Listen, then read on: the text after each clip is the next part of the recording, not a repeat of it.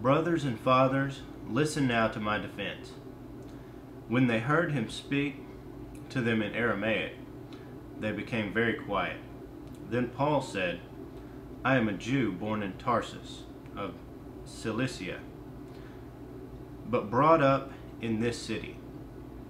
Under Gamaliel, I was thoroughly trained in the law of our fathers and was just as zealous for God as any of you are today.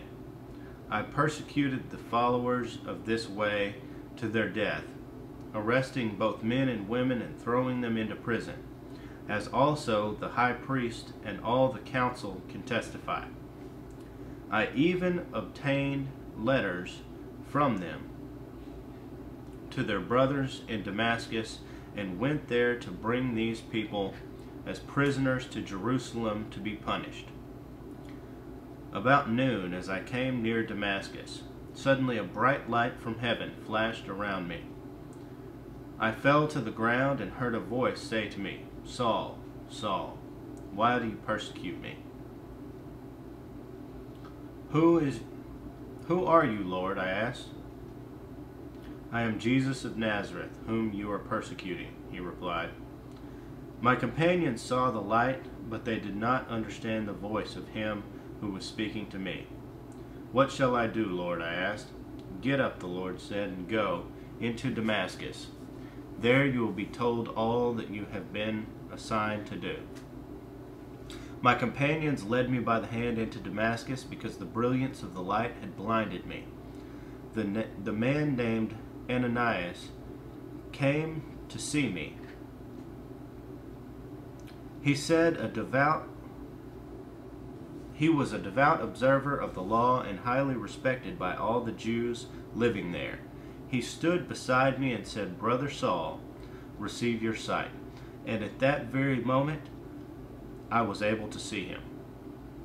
Then he said, the God of our fathers has chosen you to know his will, and to see the righteous one, and to hear words from his mouth.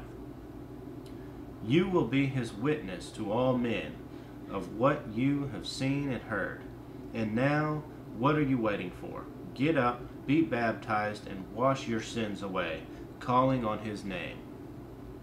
When I returned to Jerusalem and was praying at the temple, I fell into a trance and saw the Lord speaking. Quick, he said to me, leave Jerusalem immediately, because they will not accept your testimony about me. Lord, I replied, these men know that I went from one synagogue to another to imprison and beat those who believe in you. And when the blood of your martyr Stephen was shed, I stood there, giving my approval and guarding the clothes of those who were killing him. Then the Lord said to me, Go, I will send you far away to the Gentiles. The crowd listened to Paul until he said this. Then they raised their voices and shouted, Rid the earth of him! He's not fit to live. As they were shouting and throwing off their cloaks and flinging dust into the air, the commander ordered Paul to be taken into the barracks. He directed that he be flogged and questioned in order to find out why the people were shouting at him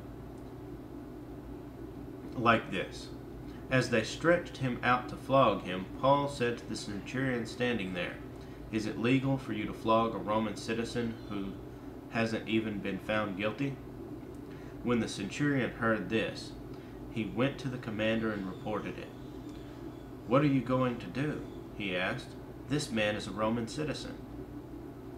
The commander went to Paul and asked, Tell me, are you a Roman citizen? Yes, I am, he answered. Then the commander said, I had to pay a big price for my citizenship. But I was born a citizen, Paul replied.